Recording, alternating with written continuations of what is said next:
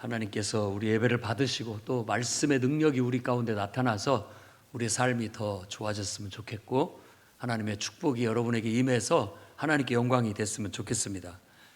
자, 우리가 읽은 이 말씀은 귀신 들린 딸을 고쳐달라고 찾아온 가나안 여인의 믿음에 대한 이야기입니다.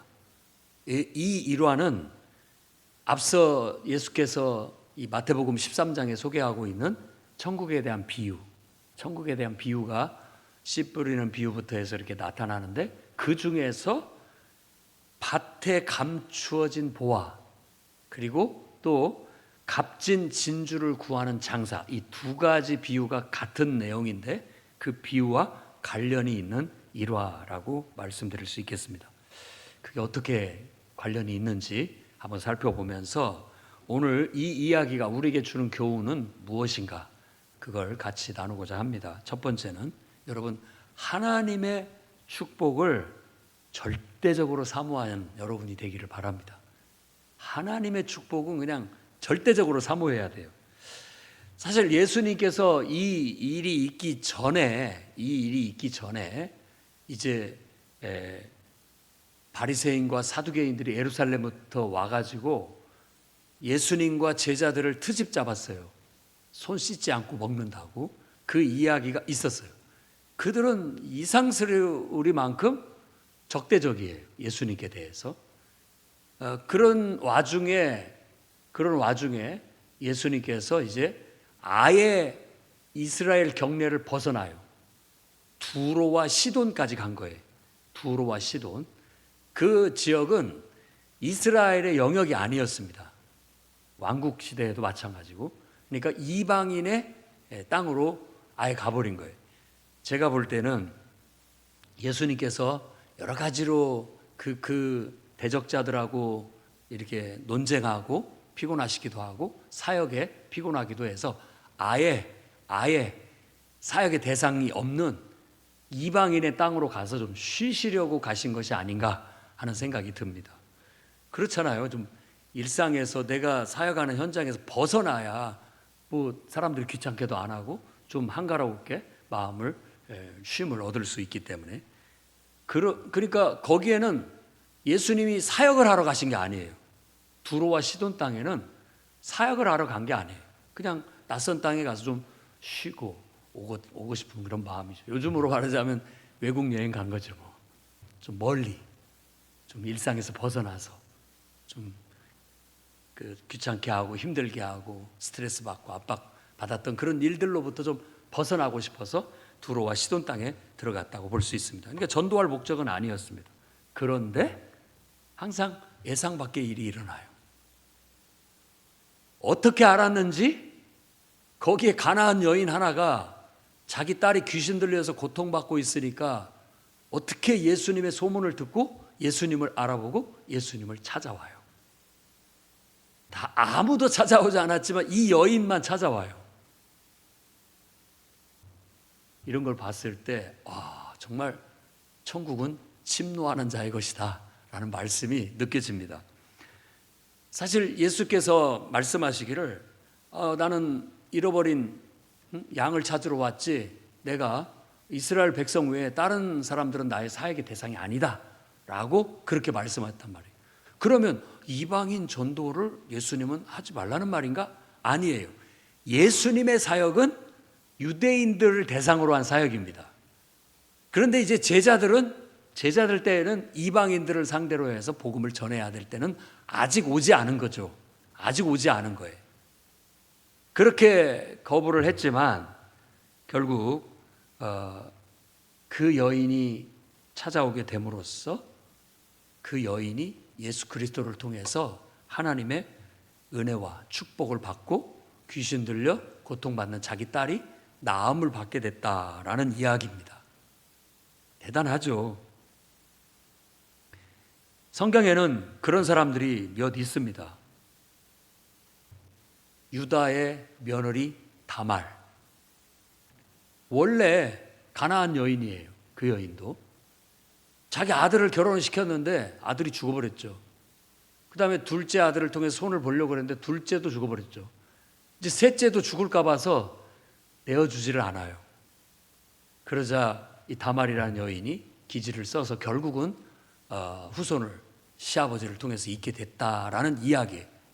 그 다말이 예수 그리스도의 족보에 올라와 있습니다. 자기한테 해당이 안 돼요 원래. 그런데 어떻게든지 그 속에 들어온 거예요. 천국은 침노하는 자의 것이에요.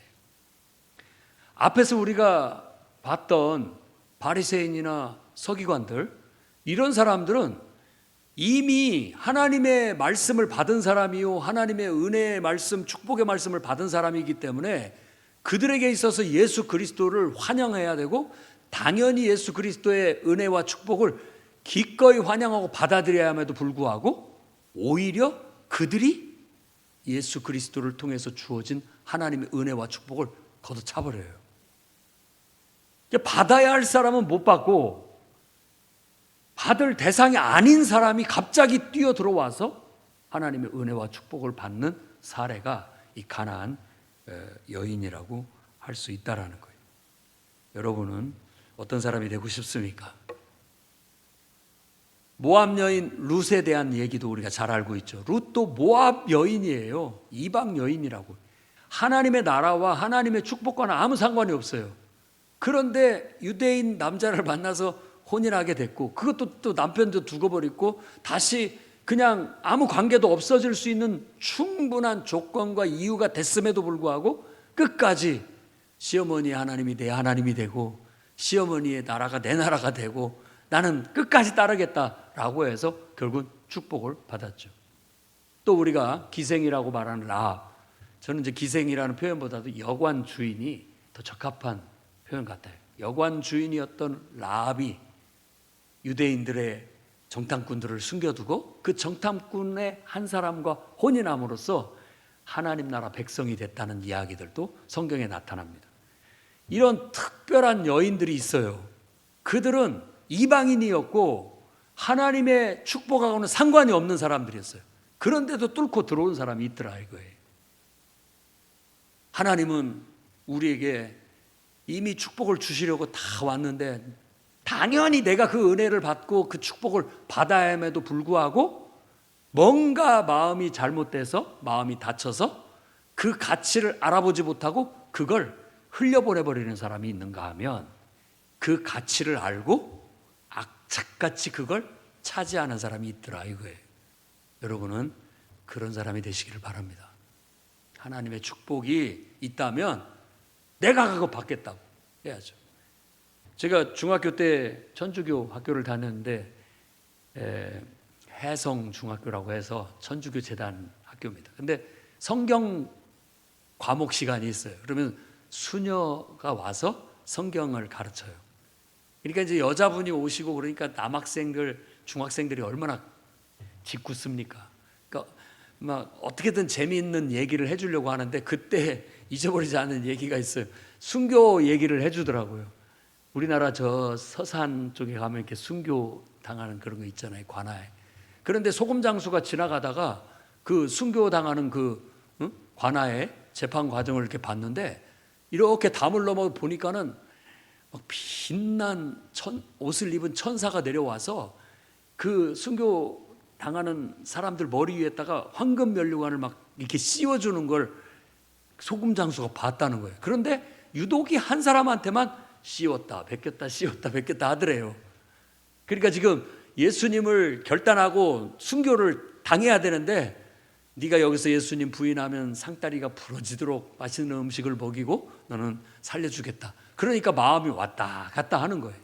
그걸 보고 소금장수가 소금지게를 집어던지고 쫓아가서 내가 대신 죽겠다고 해가지고 그걸 받아들였다는 그런 이야기인데, 그때 아무튼 인상 깊게 들었는지 잊혀지지가 않아요. 누군가는 주어진 하나님의 축복도 마음이 왔다 갔다 해갖고 놓쳐버려요. 흘려버려요. 그런데 누군가는 전혀 그 사람에게 줄 것도 아닌데 그 하나님의 축복을 대신 그걸 차지하는 사람이 있더라. 그런 얘기인 거예요. 천국은 그런 겁니다. 천국은. 그래서 앞에 얘기하는 밭에 감추인 보화를 발견한 노동자 같아요. 농부 같아요. 일꾼 같아요. 자기 밭도 아니야. 남의 밭에 가서 일을 하는데 그 밭에 보물이 숨겨져 있다는 거, 그걸 알게 된 거예요. 그럼 어떻게 하겠느냐? 그걸 내가 차지하고 싶어서 어떤 방법이든 동원할 거 아니냐. 그거 정말로 너무나 진귀한 좋은 진주를 구하려고 팔방으로 돌아다니는 사람이 어느 날 시장에서 그 진주를 발견했어요. 그러니까 자기의 전부를 털어서 그걸 샀다. 천국은 이와 같다라는 거예요. 여러분, 천국의 축복은 우리가 절대적으로 사모해야 됩니다. 여러분에게 지금 그 축복이 임했는데 괜히 마음 왔다 갔다 하고 별것도 아닌 걸로 인해서 여러분 그 놓쳐버리면 누군가 다른 사람이 그거 차지하고 말 거예요. 그러지 않기를 바랍니다. 오히려 우리도 가나안 여인처럼 원래 내가 예수 믿고 구원받을 그런 운명이 아니었는데 내가 악착같이 가나안 여인처럼 하나님의 축복을 사모하는 마음에 와서 그걸 받는 그런 오히려 복된 저와 여러분이 되기를 바랍니다. 우리 이 나라가 얼마나 복된 나라입니까? 정말 동쪽 끝에 있는 이 한반도에 선교사들이 순교를 당하면서 또 복음을 전하기 위해서 많은 희생을 통해서 우리에게 이 값진 하나님의 축복을 전달해 줬어요. 그걸 알아본 사람은 너무나 고마워하고 감사하게 그걸 악착같이 취했지만 그거 가치를 모르는 사람은 바리새인 사두개인처럼 삐딱하게 비판만 하려고 하고 비난만 하려고 하고 내치는 데기에 바빴던 거예요. 어쩌면 많은 사람들이 자기가 당연히 받아야 할 축복임에도 불구하고 다 내 발로 차버림으로써 받지 못하는 사람들이 많이 있을 겁니다. 우리는 그런 사람이 되서는 안 되겠고 오히려 그 값어치를 알고 내 것이 아니라도 그 축복은 나에게 주십시오 라고 해서 쟁취할 수 있는 저와 여러분이 되면 좋겠습니다. 시편 27편 4절 말씀에 내가 여호와께 바라는 한 가지 일 그것을 구하리니 내가 내 평생의 여호와의 집에 살면서 여호와의 아름다움을 바라보며 그의 성전에서 사모하는 그것이라. 아멘. 하나님 믿는 이 신앙, 내가 섬기는 교회에서 예배드리고 봉사하고 순수하게 그거 사모하는 마음으로 여러분 살아가십시오. 그 축복을 뺏기지 마십시오. 여러분이 차지하세요. 빈자리가 있으면 내가 그거 차지해야 되겠다. 내가 그거 차지해야 되겠다. 가나안 여인처럼 그렇게 적극적으로 사모하는 하나님의 은혜를 사모하고 하나님의 축복을 사모하기를 바랍니다. 그 뒤에 시편 42편 1절에도 하나님이여 사슴이 시냇물을 찾기에 갈급함같이 내 영혼이 주를 찾기에 갈급하니이다. 그런 갈급함이 있어야 되겠어요. 은혜 받는 어떤 일이 있다면 내가 그거 하겠습니다. 여러분 그렇게 나서시기를 바랍니다. 아멘. 바자에 그거 은혜 받는 일이고 축복 받는 일인데 내가 하겠습니다. 나섰으면 좋겠습니다. 아멘. 전도하는 일, 그거 축복 받은 건데 하나님의 축복과 은혜를 받는 건데 그거 내가 하겠습니다. 이게 얼마나 귀한 일이냐고요. 그런데 이번에 한번 하시겠습니까? 당연히 하나님의 은혜와 축복을 하나님이 주시려고 기회를 주는데도 바빠서 못하겠습니다. 장가 가야 되고 시집 가야 되고 소를 새로 사서 각종 이유를 붙여서 못하겠다라고 한다면 그 은혜와 축복은 다른 사람한테 갑니다. 여러분은 놓치지 않기를 바랍니다. 내가 하나님의 은혜에 갈급하고 목말라요. 하나님의 축복에 목말라하고 갈급해요. 그 하나님을 위해서 하나님의 은혜와 축복을 받는 일이라면 마다하지 않고 오히려 적극적으로 절대적으로 사모할 줄 아는 여러분들이 돼서 큰 은혜를 누리기를 바랍니다. 두 번째로는 여러분 이런 하나님의 은혜와 축복은 우리가 사모할 뿐만 아니라 내 전부를 들여서 그것을 사야 됩니다. 내 전부를 들여서 천국의 축복을 사야 돼요. 가나안 여인을 이제 여인이 자기 딸이 귀신 들려서 고통받고 있었어요. 그러니까 이 문제로 인해서 크게 고민하고 있었고 이 문제를 어떻게 해결하면 좋겠는가 하는데 예수님에 대한 소문을 언제시 듣게 됐고 그 여인은 예수님께 찾아오기까지 어려운 장벽을 넘어온 거예요. 일단은 이방인이라는 장벽, 그리고 여인이라는 장벽, 그리고 예수님의 제자와 예수님이 거절하시는 장벽, 이것까지를 다 어떤 이유 하나만으로도 포기할 수 있었던 거예요. 그런데 그는 그런 것들을, 그 장벽을 다 넘고 또 넘고 넘어왔어요. 거기다가 제자들도 예수님 그냥 쫓아보내시죠. 자꾸 귀찮게 하는데 쫓아보내시죠.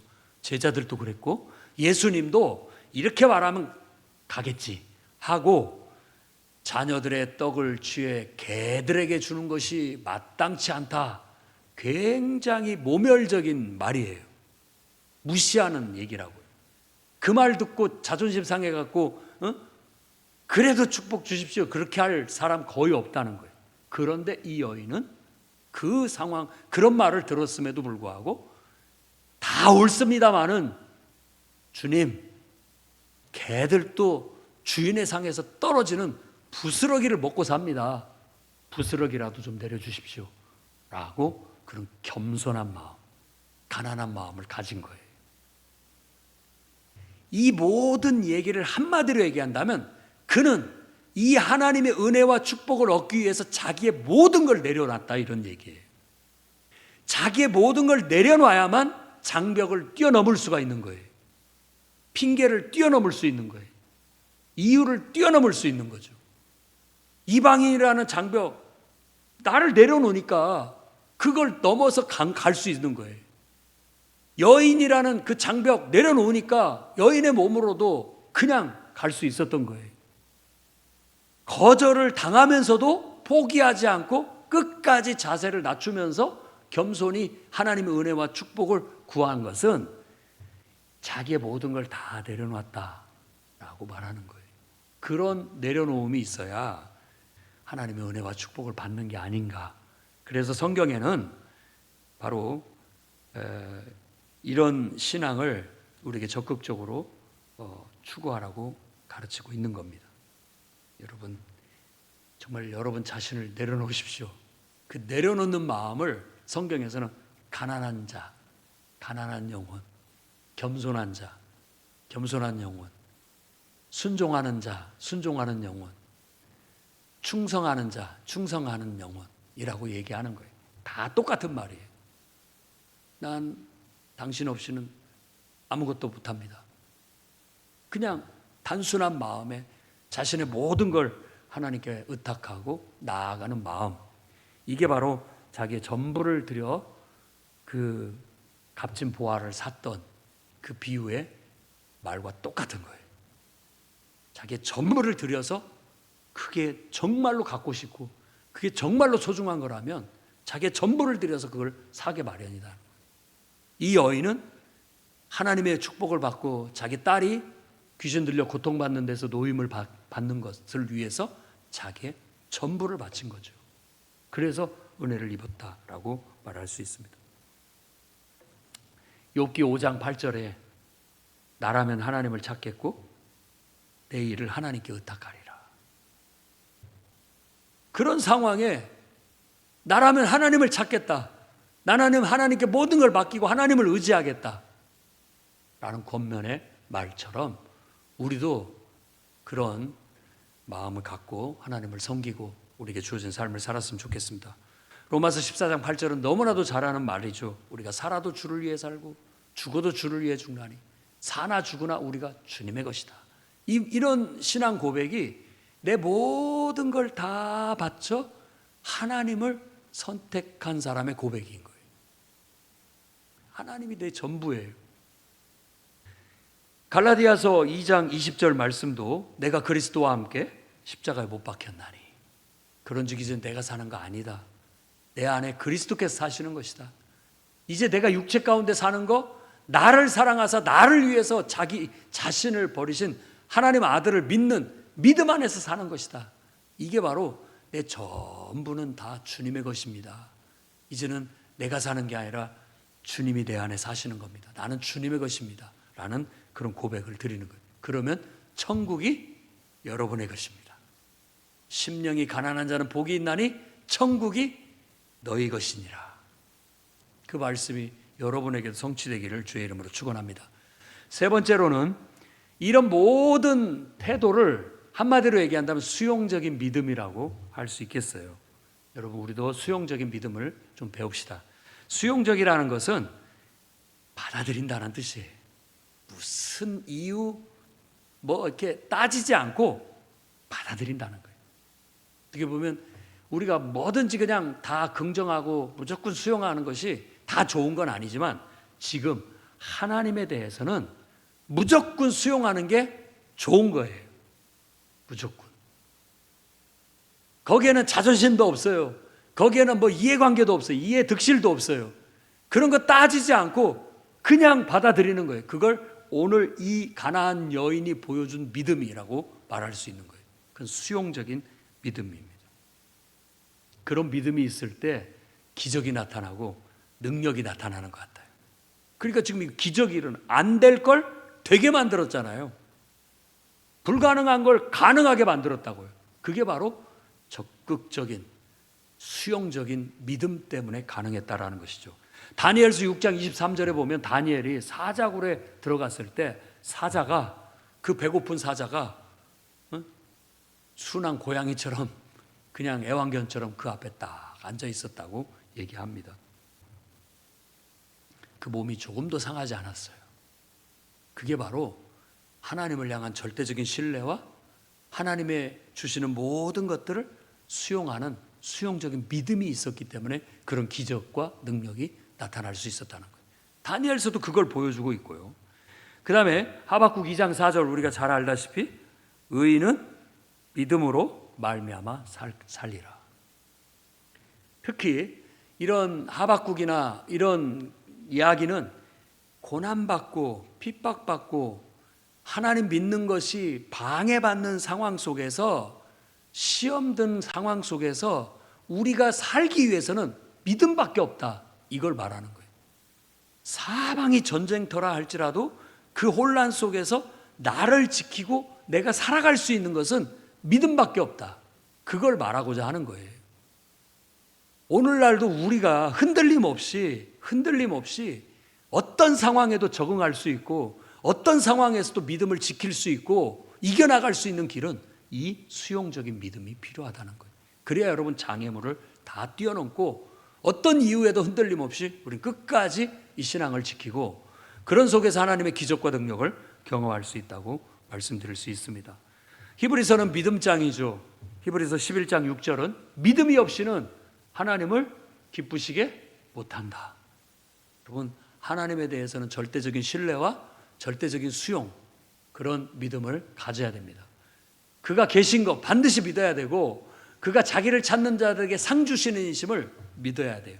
신뢰하고 그분이 나한테 어떤 길을 주시든지, 그분이 나한테 축복도 주시면 화도 주실 수 있다, 그분이 나에게 뭔가를 주시기도 하시지만 또 가져가시기도 하신다라는 수용적인 믿음을 가져야 우리 믿음이 흔들림 없이 끝까지 극복하며 나아갈 수 있는 거예요. 오늘 여러분 히브리서 12장 2절에서 말씀한 것처럼 믿음의 주요 온전케 하시는 이인 예수를 바라보십시오. 그분께 시선을 맞추고 예수님께서 하신 것처럼 그분도 앞에 있는 기쁨을 위하여 십자가를 참으사 부끄러움을 개의치 않았더니 하나님 보좌 우편에 앉으신 것처럼 우리도 이 부끄러움, 수치, 어려움, 장애물, 가난한 여인이 당하는 이 부끄러움과 수치, 그거에도 눈 하나 깜짝하지 않고 그런 대접을 받아도, 그런 욕을 먹어도 나는 하나님의 은혜를 받기 원합니다. 그런 어떤 믿음이 하나님을 감동시켰고 결국 하나님의 응답이 이루어지고 기적과 능력이 나타나게 됐다는 거예요. 예수님께서는 이 가나안 여인의 믿음을 크게 감동받으셨어요. 그리고 칭찬을 했죠. 그러면서 네 믿음이 크도다, 네 믿음이 참 크다. 오히려 바리새인 사두개인들이 믿음이 큰 줄 알았는데 그들은 아니고 이 이방 여인이 믿음이 더 크다, 라고 하면서 네 소원대로 되라 하고 볼렸더니 그 딸이 나았다라고 성경이 말하고 있습니다. 오늘 이 가나안 여인을 통해서 우리에게 보여주시는 이 교훈을 깨닫기 바랍니다. 여러분, 하나님의 은혜와 축복받는 일이라면 적극적으로 절대적으로 사모하시기를 바랍니다. 그것을 얻기 위해서는 내 자신을 하나님께 내려놔야 된다. 내 전부를 하나님께 맡겨야 된다라는 이 진리도 여러분 꼭 깨닫고 실천하시기를 바랍니다. 언제든지 하나님께 대해서 좋은 것도 나쁜 것도 수용적인 믿음으로 나아가면 하나님은 불가능을 가능으로 바꾸시고 또 완전히 상황을 역전시켜서 여러분에게 더 귀하고 복된 것으로 채워주실 거예요. 그리고 여러분을 칭찬할 겁니다. 네 믿음이 참 좋다. 네 믿음대로 되라. 네 소원대로 다 이루어주겠다.